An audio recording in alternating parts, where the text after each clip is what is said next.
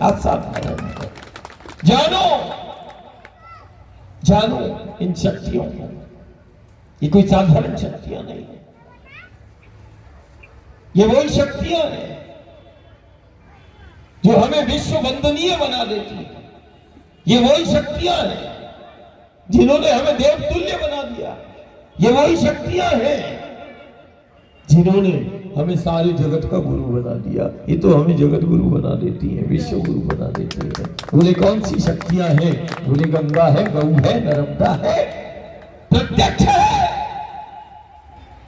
ये वही शक्तियां हैं। असाधारण असाधारण हमें शक्तियां मिली।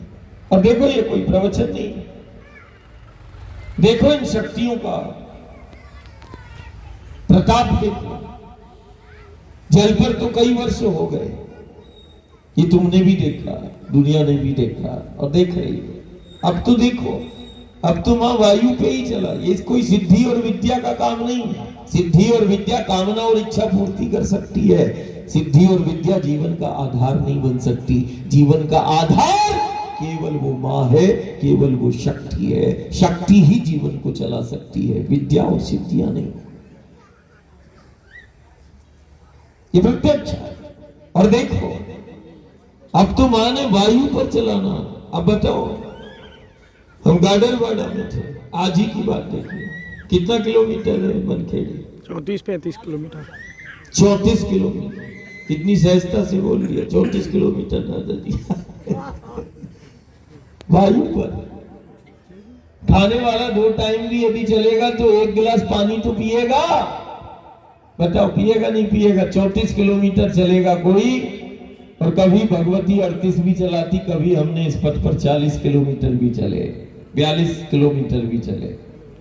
लेकिन यदि कोई 40 किलोमीटर चलेगा, 35 किलोमीटर चलेगा, खा पी कर भी चलेगा, तो चलते और वो भी धूप पे चलेगा, तो कम से कम 1 गिलास तो पानी पिएगा ना।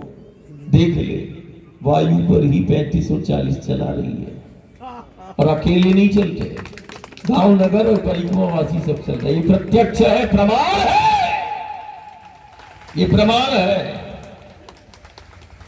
ये प्रमाण है उस शक्तियों का। ये प्रवचन वाला नहीं बैठा, इसको भी भूल नहीं करना है। ये जीवन को जीने वाला मां के संग जो रहता है और मां के पथ पर जो चलता है वो बैठा है। और यदि गुरु और गोविंद लीला करता है तो युग और सदी साक्षी है कि गुरु और गोविंद की लीला ने बोध कराया है। गुरु और गोविंद की लीला क्या कराती? बोध कराती है। जीकर बताता है वो गुरु और गोविंद है, वो शंकर है जो जीकर बताता है कि नहीं। और गुरु गोविंद की लीला हुई, रामकृष्ण की लीला हुई, तो वो लीला बोध कराती है। गुरु गोविंद की लीला हमें जीना सिखाती है। गुरु गोविंद की लीला ने, रामकृष्ण की लीला ने उन मूल आधार शक्तियों का परिचय कराया और मूल आधार शक्तियों का सामर्थ्य को बताया। चाहे वो धरा हो, चाहे वो धेनु हो, और चाहे वो गंगा हो, नर्मदा हो, इसी तट और पथों पर वो लीला हुई। और लीला में तुम देखना, चाहे कृष्ण की हो चाहे राम की हो, देखो लीला बोध कराएगी, लीला जीना सिखाएगी, लीला उन मूल आधार शक्तियों का परिचय कराएगी। और मूल आधार शक्तियों के लिए ही परमात्मा ईश्वर का अवतार हर युग सदी में हुआ है। बोले वो तो धरा के लिए आया, वो तो धेनु के लिए आया। ये मूल आधार शक्तियां, हम तो माटी को भी मां कहते हैं, धरती को भी मां कहते हैं, और ऐसे ही नहीं कहते। ये देव धरा, ये गांव नगर की माटी, ये मृत नहीं, ये जीवित है, एक कण। हम तो जीवित को पूछते हैं, मुर्दों को नहीं पूछते, जीवित को पूछते हैं, चैतन्य को हम पूछते हैं।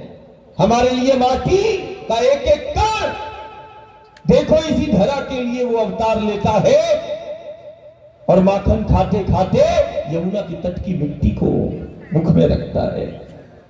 और यशोदा मैया बोलती है, लल्ला मुख खोल, तो मुख खोला, मुख में तो माटी थी और माटी रखे था। लल्ला ने खोला तो ब्रह्मांड दिखाता है।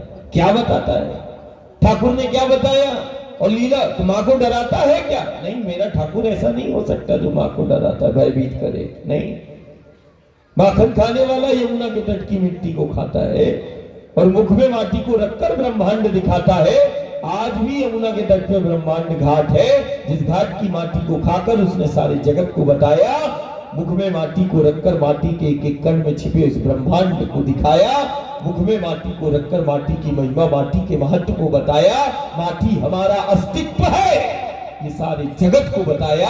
ये कृष्ण चरित्र है जो माटी का मान करता है और माटी से जुड़कर जिसने जीना सिखा दिया, वही तो मेरा गुरु है, वही तो मेरा गोविंद है। बारंबार ऐसा कोई युग सदी नहीं जब उसने माटी का मान न किया हो और माटी की सामर्थ्य को घर परिवार और जगत को न बताया हो।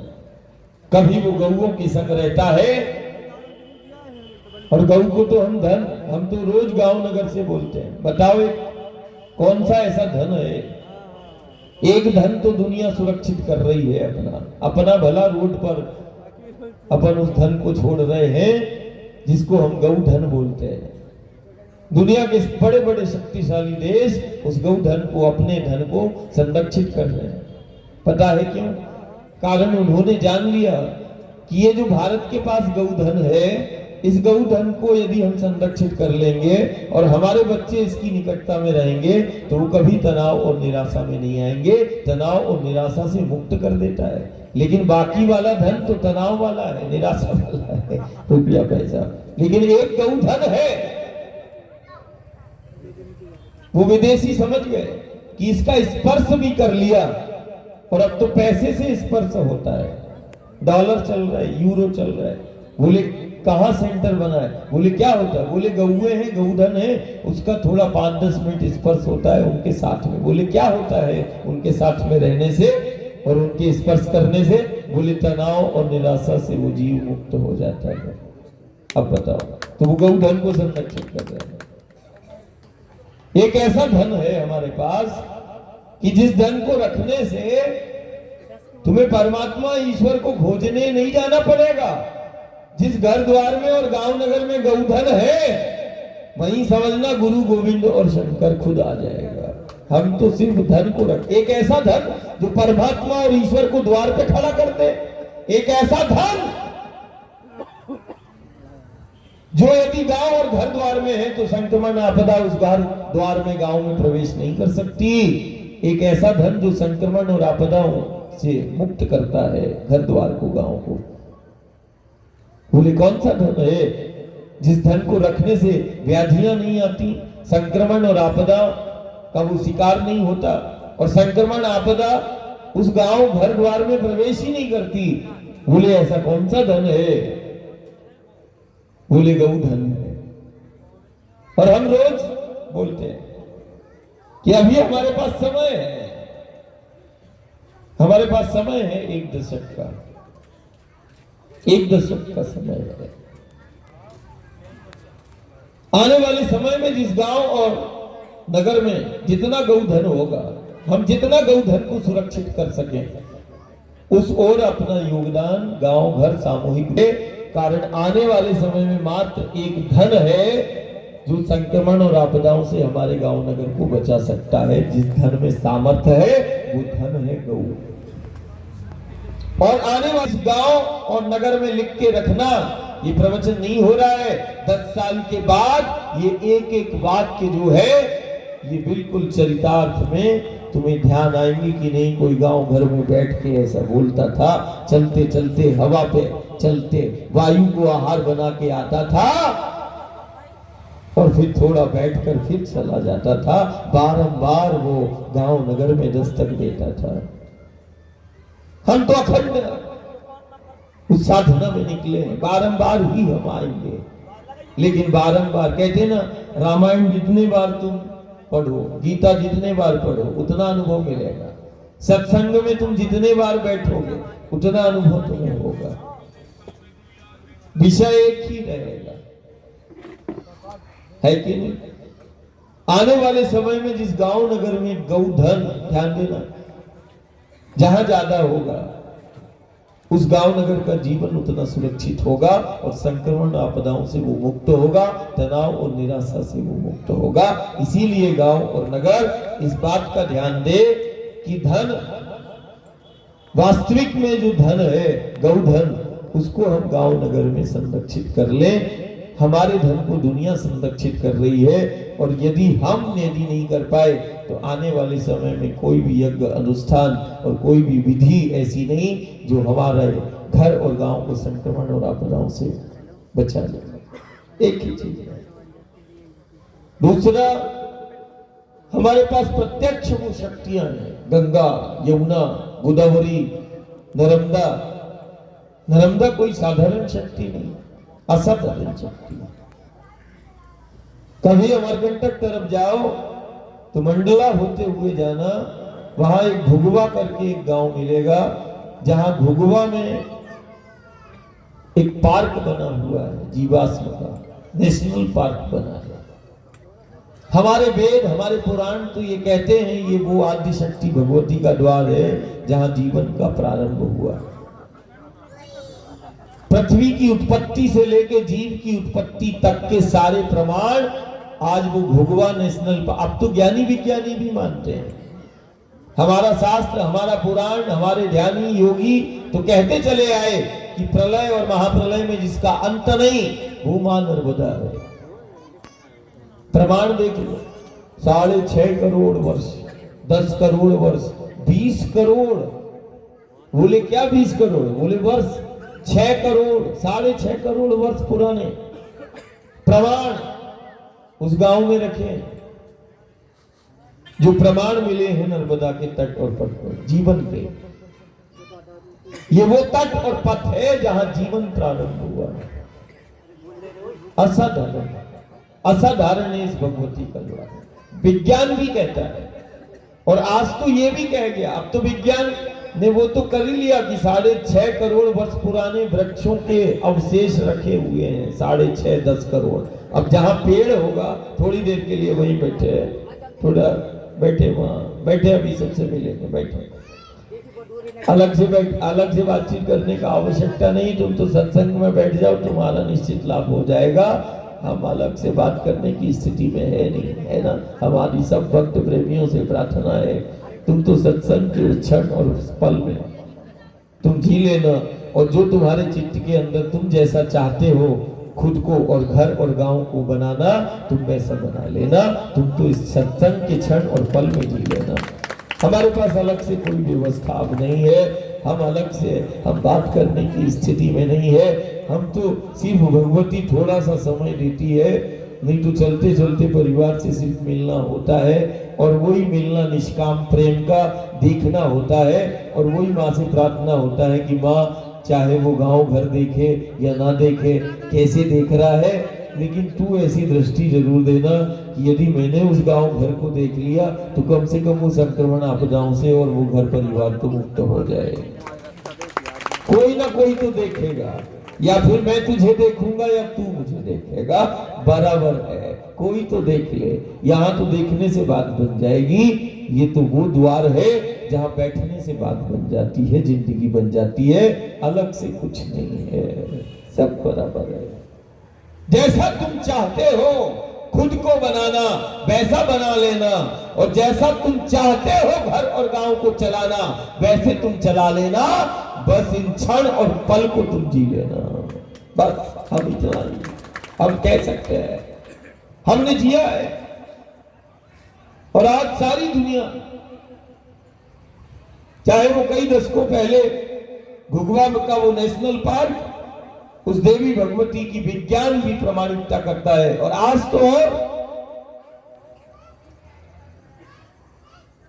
देखो, जल के रूप में, हम तो जल के रूप में भी शक्ति को पूजते हैं, और ज्वाला के रूप में भी हम शक्ति को पूजते हैं। हम ही है, ज्वाला के रूप में भी भगवती को पूजा है और पूजते हैं, और जल के रूप में भी हम शक्ति को पूजते हैं। और जल की एक एक बूंद आज दुनिया कहती है, नर्मदा का जल कोई साधारण नहीं। एक एक बूंद में जैसे अन्न के कण में शक्ति समाई, वैसे नर्मदा के जल में, उसके कंकड़ में, पत्थरों में, पेड़ों में असाधारण शक्ति है। आज दुनिया इस बात पर आ गई, अब जितने यंत्र तंत्र थे अपने चिकित्सा विज्ञान के वो तो लग गए, शरीर भी उनको दे दिया। 24 घंटे डॉक्टर्स की टीम, चिकित्सा और विशेषज्ञों की टीम शोध करती रही, कभी अंदर मशीन डाले, कभी ये डाले, हम भी परेशान। मैंने कहा नहीं ठीक है। घर परिवार बोलता दादा ये सब करने की आवश्यकता क्या है? मैंने कहा बुद्धि बहुत चलती है और ये बुद्धि यंत्र तंत्र तक ही सीमित है, इसलिए अपन यंत्र तंत्र के ऊपर है, अपन तो पंचतंत्र वाले हैं, चलो यंत्र तंत्रों को ही दे दे दिया। अब देखा उसने 45 डिग्री का तापमान है, 35 किलोमीटर चलते हैं वायु पर, सब ज्ञान शून्य हो गया। 1 दिन 2 दिन 3 दिन 4 दिन 5 दिन 6 दिन 7 दिन 8 दिन तक लगातार 24 घंटे मेडिकल और एम्स के विशेषज्ञ देखते रहे कैसे कैसे, यहां तक कि सब कुछ 24 घंटे, जैसे अखंड रामचरितमानस का पाठ होता है ना, ऐसे अखंड 24 घंटे, हर क्षण हर पल। आखिरी में उन्होंने बोला ये तो हमारा विज्ञान स्वीकार ही नहीं करता है, ये तो हमारे लिए संभव ही नहीं है ऐसा जीवन।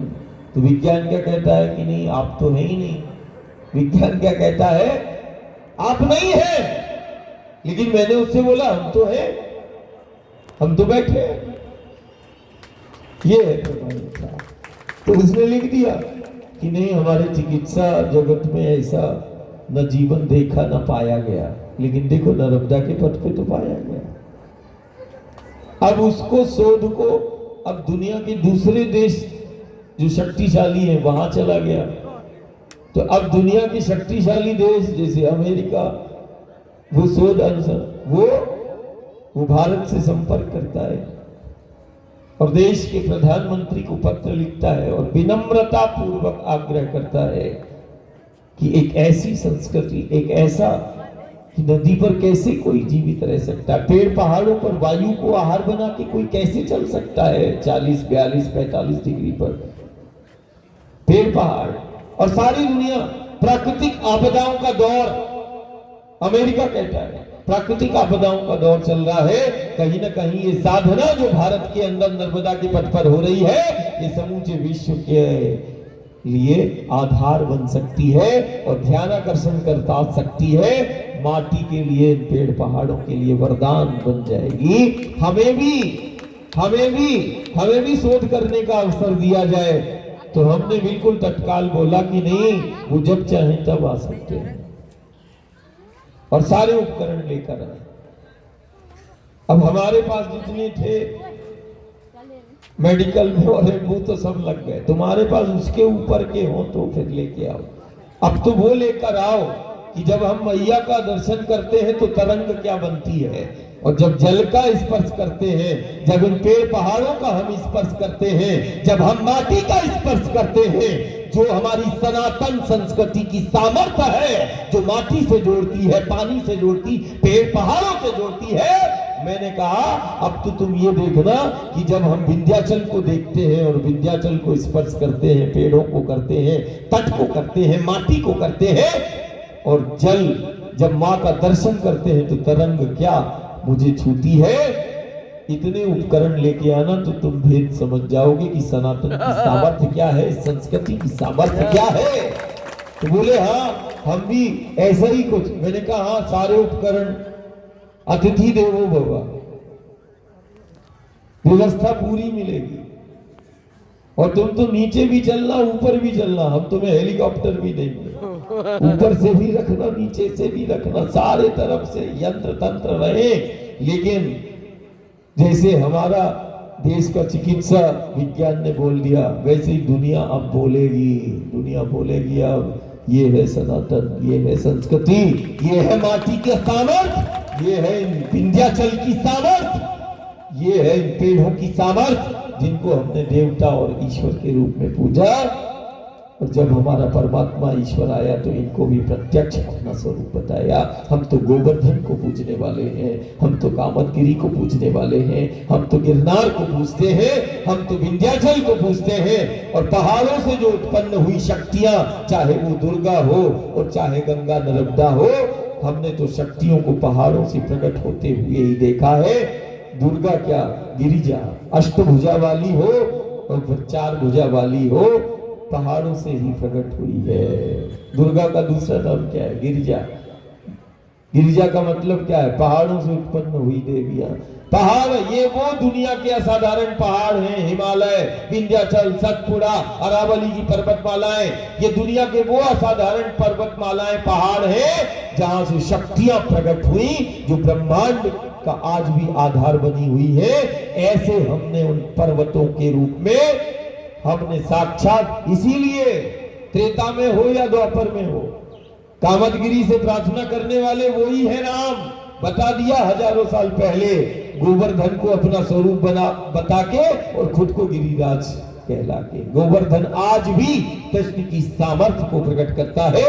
कामदगिरी आज भी कोई देख ले राम की सामर्थ्य को प्रकट करता है। चला जाए कोई अरावली, गिरनार आज भी गुरु की सामर्थ्य को प्रकट करता है। और आ जाए कोई विंध्याचल और आ जाए कोई हिमालय की उन पर्वतमालाओं में, आज भी महाकाल का, महादेव का साक्षात्कार इधर पर होता है, प्रत्यक्ष है। चल के देखे कोई विंध्याचल की गोद में, जो विंध्याचल और हिमालय की गोद में बैठा, उसको महादेव का बोध हो जाता है। ये वो असाधारण पर्वत है जो शक्तियों को प्रकट कर देता है। इसीलिए मेरे परमात्मा ईश्वर ने भी इन पर्वतों को, पहाड़ों को अपना स्वरूप बताया। साधारण और 6.5 करोड़ वर्ष, 10 करोड़ वर्ष घुघुआ का नेशनल पार्क में जीवाश्म का मतलब ये नहीं कि जीव जंतु को जीवाश्म रखे, वृक्षों के 6.5 करोड़ 10 करोड़ वर्ष पहले इस पृथ्वी पर वृक्ष, जिस परमात्मा ईश्वर के रूप में, देवता के स्वरूप में हमने पूजा, आज सारी दुनिया कह रही है कि देखो वो घुघुआ का नेशनल पार्क में 6.5 करोड़ 10 करोड़ वर्ष पुराने वो वृक्षों के, पेड़ों के, जिनको हम परमात्मा देवता कहते हैं, रखे हैं, जीवाश्म रखे हैं। इस बात की प्रमाणिकता देते हैं कि जीवन का आरंभ इसी नर्मदा के तट से हुआ, इसी घाटी से हुआ जिसको दुनिया घाटी कहती है और हम उसको घर कहते हैं, जिस घर में हमारा देवता रहता है और हम भी रहते हैं। असाधारण धर्म, अध्यात्म, ज्ञान और विज्ञान सब एक बिंदु पर धीरे धीरे केंद्रित होते जा रहे हैं, वो है नर्मदा का पथ। सब ज्ञानी विज्ञानी सब की नजर इसी पर है। धर्म अध्यात्म तो कहते ही है, अब तो ज्ञान और विज्ञान भी नतमस्तक होके ये कहने लगा कि नहीं, ये पत्थर, ये कंकर, ये पर्वत असीम ऊर्जा के, शक्ति के स्रोत हैं। और हमारे परमात्मा ईश्वर राम कृष्ण गुरु गोविंद ने तो इनको पहले से ही शक्ति के स्रोत बताया, तब तो वो कामदगिरी से प्रार्थना करते हैं।